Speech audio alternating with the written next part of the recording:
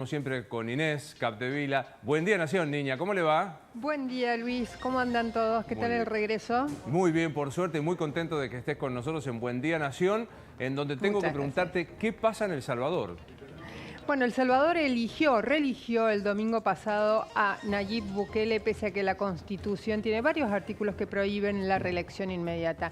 Nayib Bukele logró que el Tribunal Constitucional, la justicia, le otorgara el derecho a la reelección. Ganó con supuestamente el 85% de los votos. No lo sabemos exactamente a la cifra porque esa fue la que se autodelegó Nayib Bukele. La justicia electoral todavía no terminó de contar los votos porque hubo algunos problemas de transmisión, hubo problemas con las votaciones. Hay 2.500 mesas aproximadamente cuyos votos se van a contar boleta por boleta. Ese es el escenario de domingo y lunes.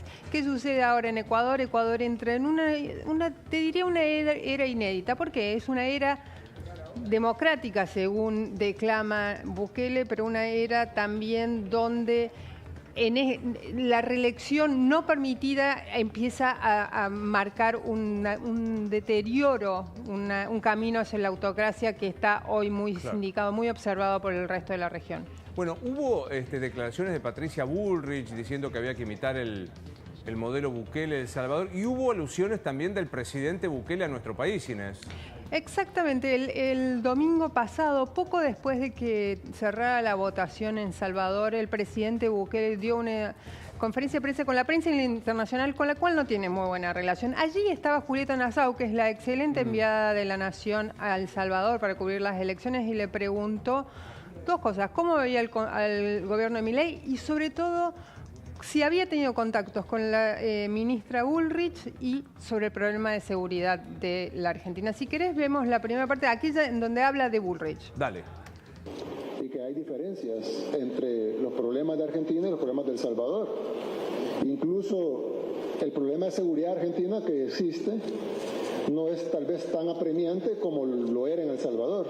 Nosotros hemos ofrecido oficialmente a la ministra Bullrich no asesoría, porque creo que no es esa la palabra, sino la colaboración que ellos necesitan en todos los temas de seguridad, que es lo que hemos platicado, pero cualquier otro también. Pero sí, yo creería que el problema en Argentina es más pequeño, preocupante, sobre todo en Rosario, en algunas zonas, pero es más pequeño que El Salvador y por ende, si bien se pueden aplicar algunas cosas y sería, creo yo, positivo aplicarlas, no tendría que ser tan drástico. Qué interesante, primero, que hasta el propio Bukele pone en su lugar las cosas. Dice, hay diferencias, veamos Rosario, pero hay diferencias. Digo, para aquellos que adjetivan, vamos a usar tal modelo, ¿cuál modelo, Inés? Exactamente. El propio Bukele pone en perspectiva que la dimensión del problema que él encontró cuando asumió como presidente de El Salvador en el 19 no tiene mucho que ver con la dimensión del problema de la seguridad en la Argentina hoy. Los números son bastante tajantes respecto a eso. Cuando asumió Bukele, la tasa de homicidios cada 100.000 personas, que es, digamos, uno de los indicadores de la inseguridad de un país, pero uno que se toma mucho como referencia, era de 106 personas muertas cada 100.000 personas, asesinadas cada 100.000 personas. Es una tasa altísima, Luis. En ese momento era la más alta del mundo. En la Argentina, hoy esa tasa depende de dónde, pero por ejemplo, en Rosario ronda los 20. A nivel nacional en la Argentina no sube de 8 asesinatos cada 100.000 personas. Por lo tanto, eso ya te muestra que hay la radiografía de la inseguridad en uno y otro país son diferentes, y por lo tanto él dijo que había conversado con la ministra Bullrich y que también le había ofrecido contarle cómo había sido la experiencia, pero que él no podía aconsejarla, no podía ofrecerle recomendaciones y sugerencias de cómo actuar en la Argentina porque los problemas son diferentes. Bien, sí habló del presidente Milei, Bukele, ¿verdad? Efectivamente, habló del presidente Milei, un presidente con el cual tienen muchísimos rasgos en común: la forma de llegar al gobierno, la forma de postularse como candidatos anticasta, outsiders que vienen a renovar la política y a darle soluciones a los problemas más urgentes de esos países. Si querés, también vemos acá las imágenes. En el tema del presidente Milei, yo solo he hablado una vez con él. Fue una conversación bastante larga para lo que era, porque yo lo hablé para felicitarlo por su triunfo, y pues nos quedamos hablando un montón de tiempo y me dio un panorama de Argentina muy difícil. Él no había asumido todavía como presidente, era presidente electo. Me dio un panorama de Argentina muy difícil y sobre todo en lo económico, en el tema de las divisas, en el tema de la inflación, etcétera. Va a ser muy duro enfrentarlo, de cualquier manera que se haga. Entiendo que hay mucho talento y mucha gente muy inteligente con él, aparte de que él es una persona inteligente también, pero va a ser difícil resolverlo. Yo en lo personal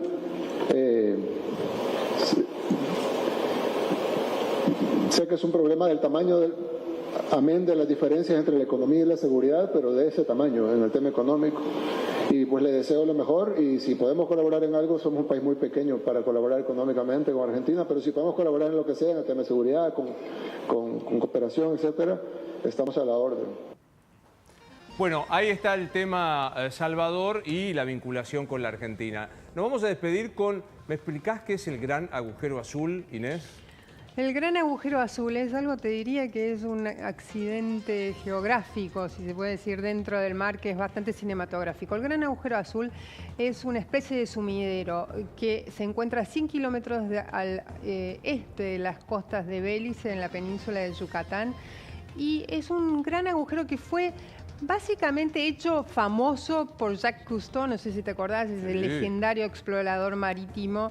Bien, él empezó a hacerlo famoso en los 60, pero nadie se atrevía a bajar. Son 274 metros de profundidad, Luis, y nadie se atrevía a bajar. Finalmente, hace unos 6 años, el nieto, Fabien Cousteau, el nieto de Jacques Cousteau, junto con Richard Branson, decidieron emprender esa expedición, esa exploración a lo que sería el fondo del mar en ese lugar del Caribe. ¿Qué encontraron? Y es bastante sorprendente, Luis, y a veces hasta te da un poquito de miedo. Básicamente bajaron en submarinos. Primero fueron viendo cómo cambiaba, digamos, lo que sería la biología del mar, la fauna. Después se toparon con una capa de sulfuro de hidrógeno, que es una especie de gas. Sí. Y a partir de allí, la oscuridad total. La oscuridad total y falta de vida. ¿Por qué? Porque eso chupa el oxígeno. Y llegaron finalmente al fondo. ¿Y sabes qué encontraron? Una parte buena, que es que no había tanta basura como esperaban, basura que surca en los mares y que cada vez contamina más las aguas oceánicas. Encontraron una GoPro y 2 cuerpos de buzos que se habrían aventurado al Gran Agujero Azul y cayeron finalmente y fueron chupados hacia el fondo. No sé qué decirte de si valía. Yo no voy, o sea, conmigo no cuenten. No. La verdad, con todo lo que tengo que ver en superficie, me voy a meter ahí abajo. Pero bueno, muy interesante esta cuestión. Vamos a ver cuánto de fanática eras de los informes de Jacques Cousteau. ¿Cómo se llamaba el submarino de Jacques Cousteau? ¿No era el Atlantis? No. ¿Cómo se llamaba? No me acuerdo, no era tan fanática. Muy bien, ¿se das cuenta que Gustavo... El Calipso, ¿te acordás? Que estaba todo el traductor... Y Falco que era el colaborador. El barco, no el coso submarino, el barco. El barco era Calipso y Falco era el colaborador.